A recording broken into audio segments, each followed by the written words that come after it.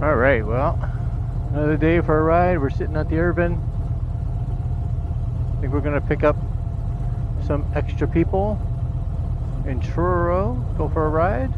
I've already put on about 100 kilometers already just to get here, which is good. And yeah, we're off for a ride. So that's a little bit of all right. A little bit of all right. So next stop is Truro, I guess.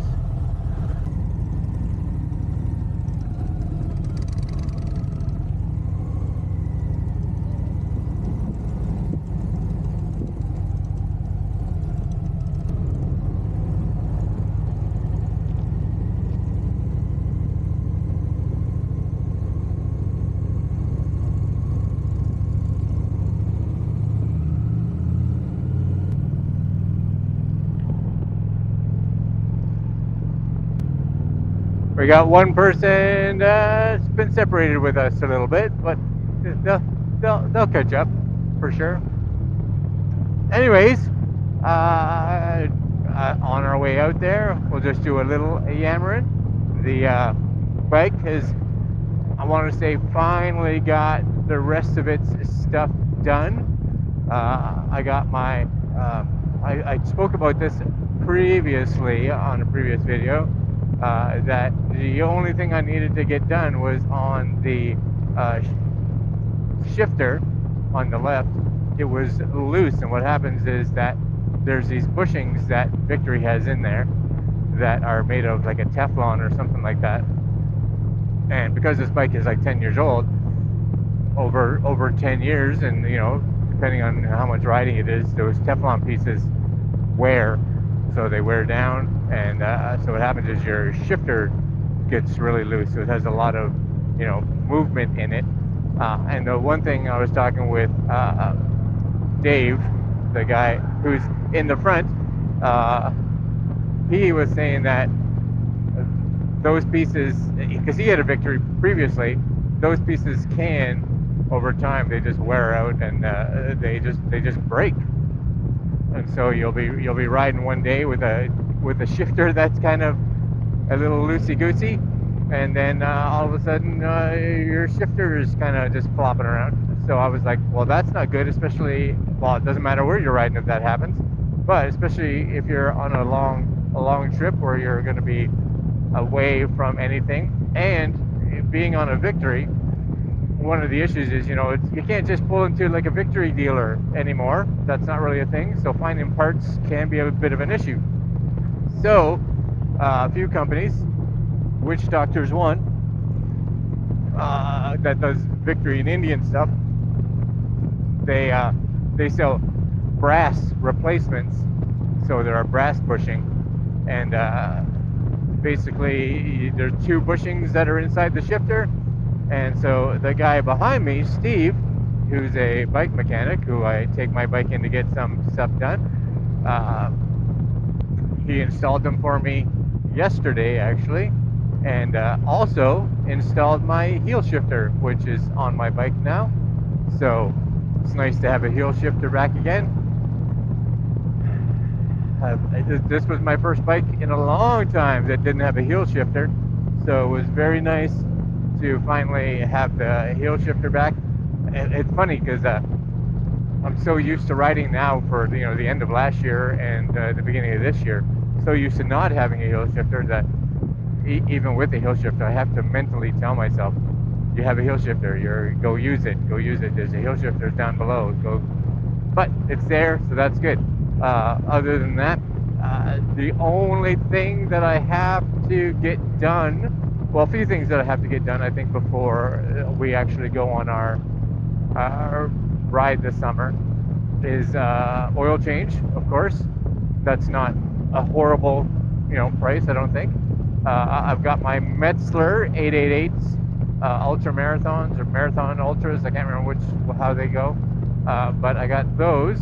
So those are going to be installed probably just like 2 weeks. It would be my guess, 2 weeks before we go on our trip, because I want to have, you know, a couple weeks to just, you know, be able to ride around, just to break them in give them some wear, because last thing I want to do is have this brand new tires and go on a long trip and whatever, something's wrong with them or whatever it is.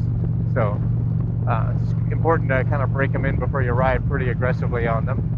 Not that I'm thinking, that we're going to be riding aggressively, especially for the first week as we're riding out there, but it's probably going to be a lot of this, just trying to, because our days we have some days I think that are like 400 or 500 kilometers, so those are pretty easy. Like I'll put that on today probably. But we have some kilometers that are, I think, upwards of 700, 800 kilometers. So those are definitely going to be probably, we're trying not to take, I don't think we're trying to take a lot of like interstates. We probably will at times, but we're trying to at least make the trip there, enjoyable. So not just 700 kilometers necessarily of straight road like this, because as much as you get to see the country and all that, which is awesome, it's kind of nice to have some nice curvy roads and see the backcountry and things like that. So I think that's going to be awesome. Anyways, I think that's it. The only other thing that I am going to put on my bars, which you always need more things on your bars.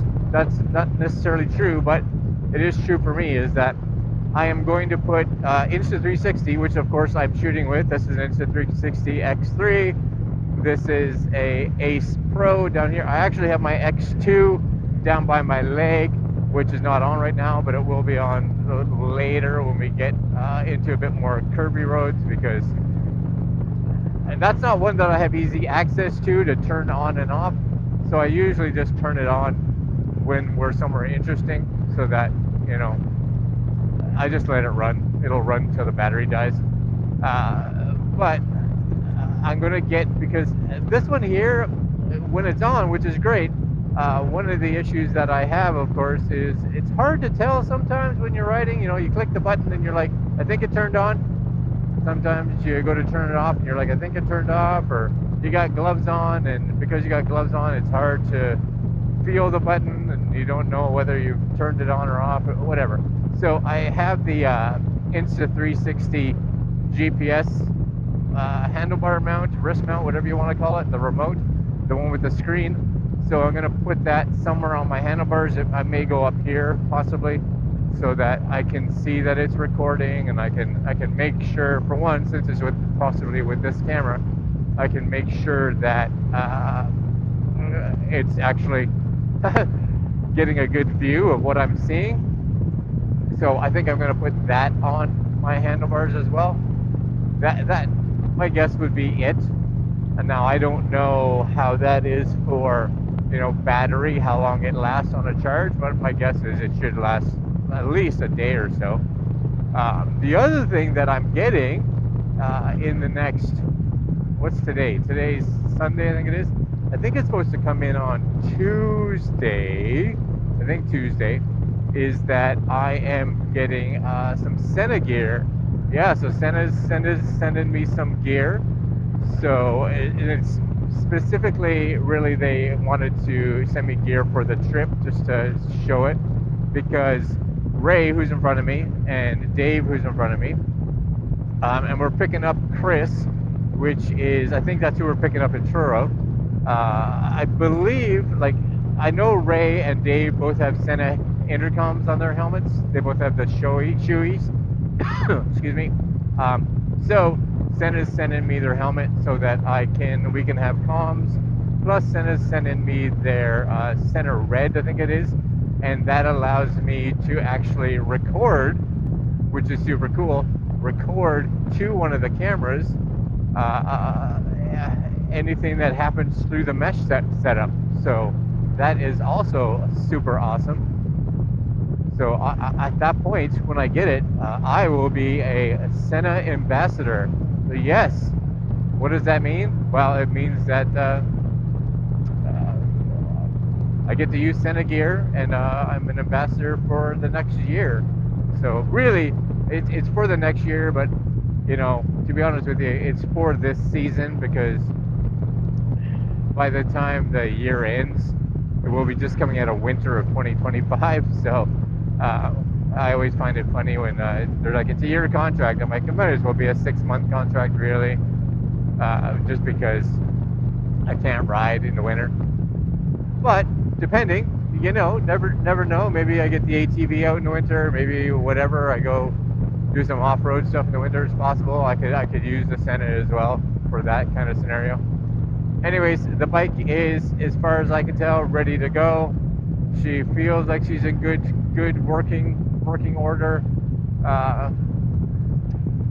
Yeah, that's it, I think, for now.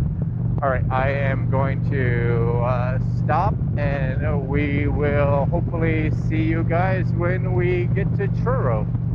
All right, guys, see you there. I guess this is where we are meeting. One, maybe two. I have no idea who we're meeting. The riders up here, so always exciting to pull into town. I guess we're just coming into Truro area, so I think I'm not used to pulling off coming this way, but I think this is, no, I was going to say, I think this is the way I pull in when oh, maybe it is. Yeah, maybe it is. I was going to say this is the way I coming the other way, but I don't know for sure, and that's okay. Yeah, it is, because there's a Cineplex, so I know where I am. You know, I know where I am. Anyways, let's see who's here. I think from here we're going up to Tatamagouche. I don't necessarily know how to say it. I think that's where we're going. $1.88.5 per liter for regular. Yuck, yuck, yuck. Always nice to see the gas prices going up. That's always excellent. I remember when I could fill this bike up for like $20, $30. Now it's $30+, and it's not even an empty tank. So that's a bit of fantastic.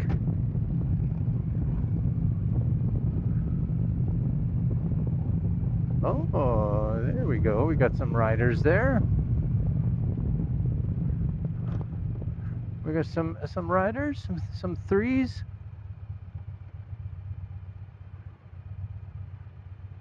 I'm gonna do a Ray trick.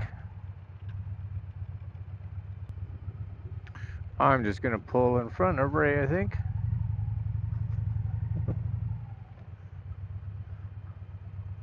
I'm just gonna stop right here. That's good. All right, so we are off. I think we're off. Again, I don't really know where we're going. I just follow, which is good. Turn that on. Give myself a little, sounds funny, give myself a little clap so I can sync that up later. And I'm just gonna let this run till I run out of battery, because I don't think you guys need to see the ride home, and it will be fine for wherever we're going. Anyways, we got a Can-Am in the mix here. Looks like another Challenger, which is cool. All right, let me move my bike up a little bit for these guys. I'm just gonna spin around here. All right, you guys can see all the nice pretty bikes sitting there. And I guess, yeah, we're going up to Tatamagouche. It's a fun name. Tatamagouche. It is currently 15 degrees, so that is super nice. Gotta like 15 degrees for sure. 4 when I left, 15 now. 15's much more nicer. Much more nicer.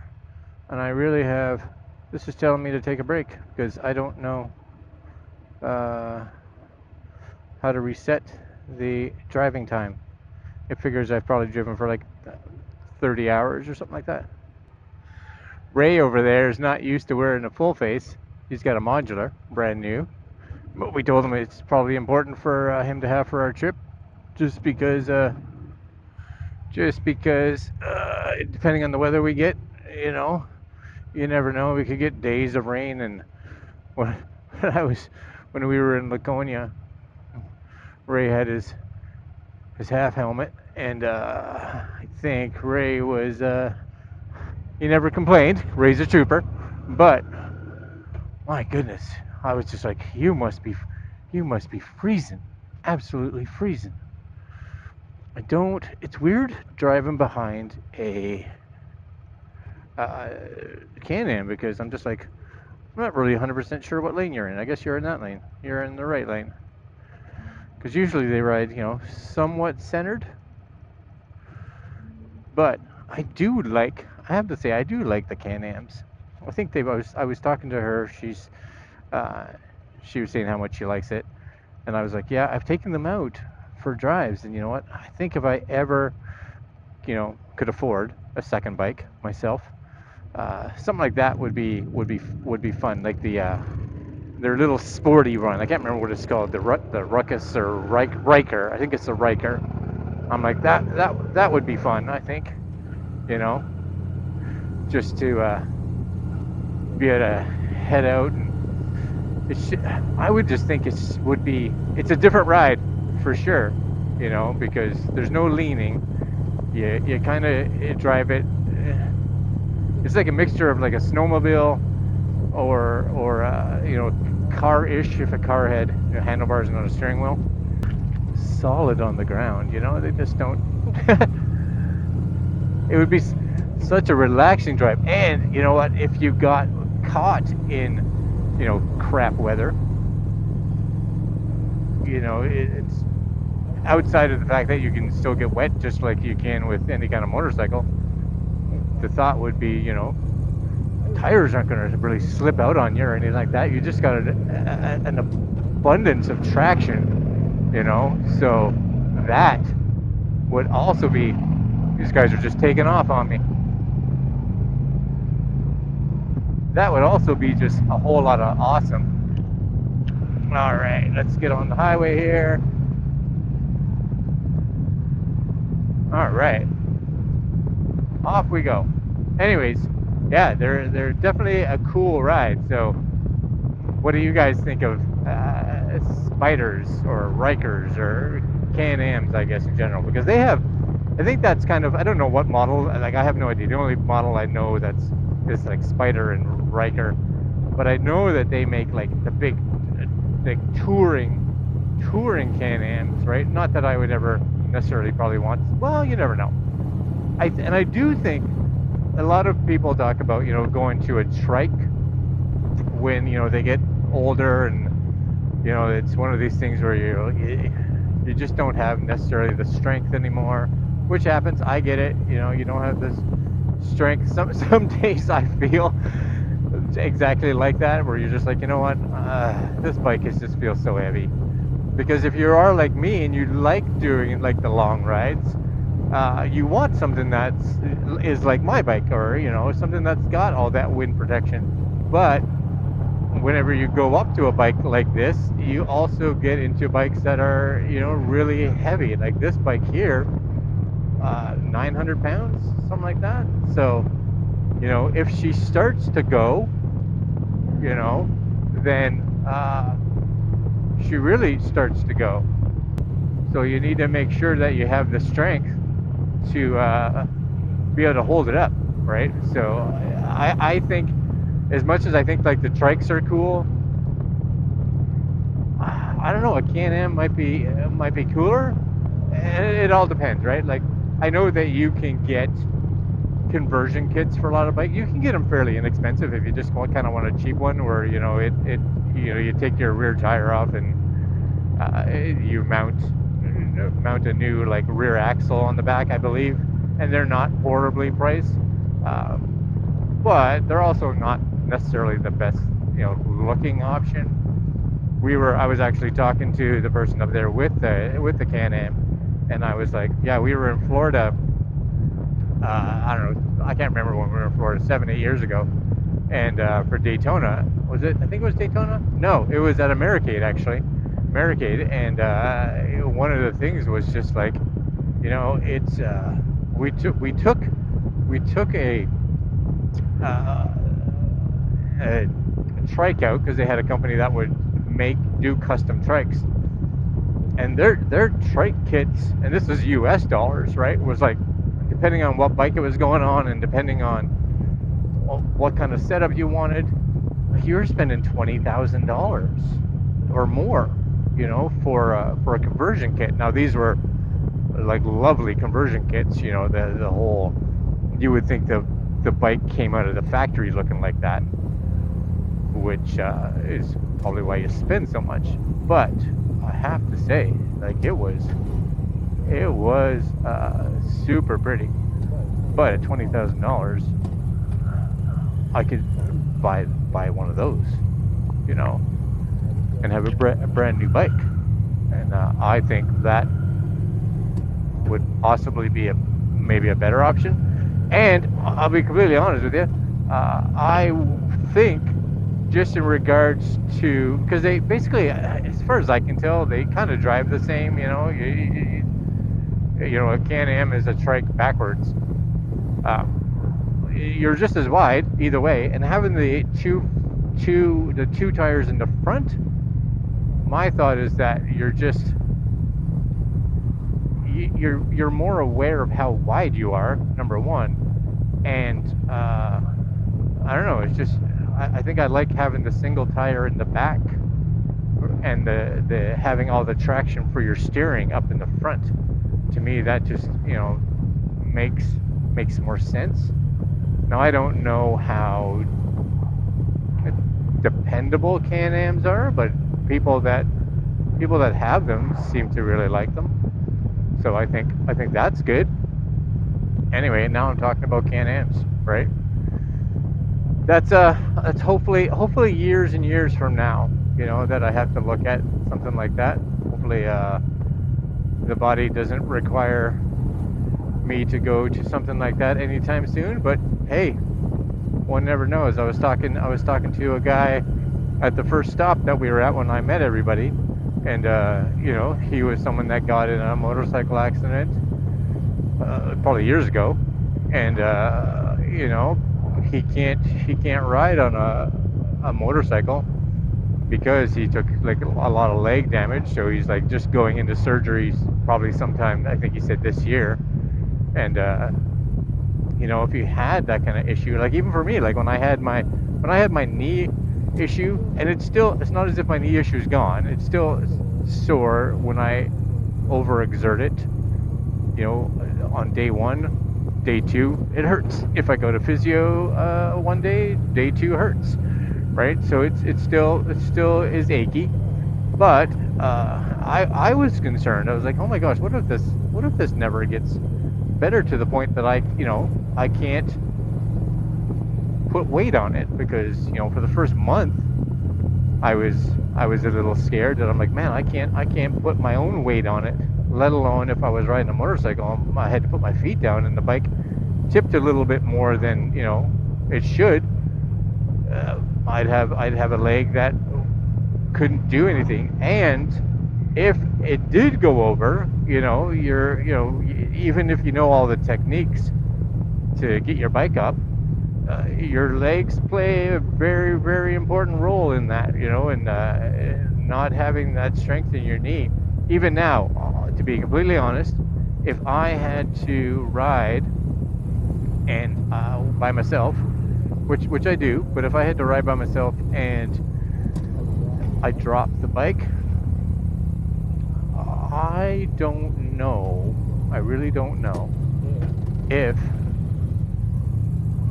I would be able to pick it up, just because of the whole, you know, what's going on with my knee, right? And if I did pick it up, who knows how sore it would be after that. And the last thing I want to do is re-damage it.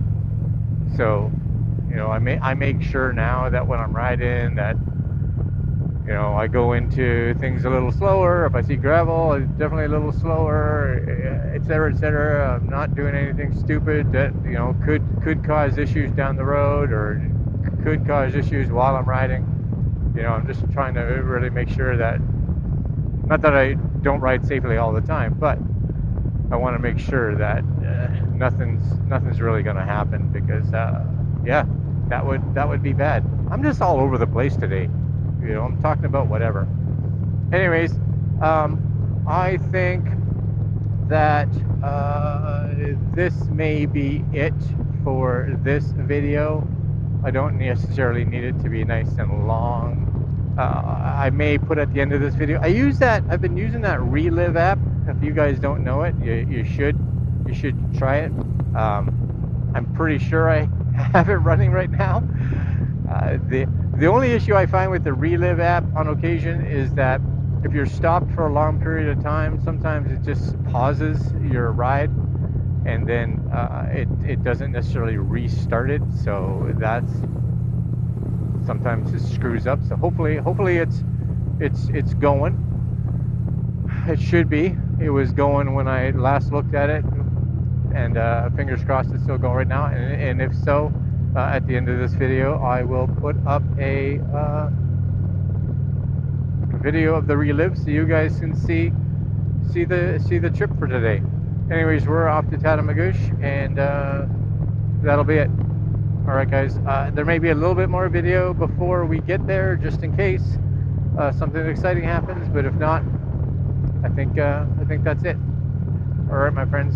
We will see you guys in the next video, and hopefully more rides coming up soon. Next weekend, so May 4th here in Nova Scotia, there's a blessing of the bikes, which happens in Truro, so in this area. So a whole bunch of us are going to be coming up for that as well, just because, hey, even though I'm not necessarily a religious person, I'll definitely take a blessing. Why not? You know. Plus, it's always a whole bunch of bikes there, and that should be a fun ride as well. All right, guys, that's it for me today, and I will see you guys in the next video. Have a good one. Ride safe, and see you then, I guess. Nice car. Hey, wow, nice car. Later. Tatamagouche, 43 kilometers.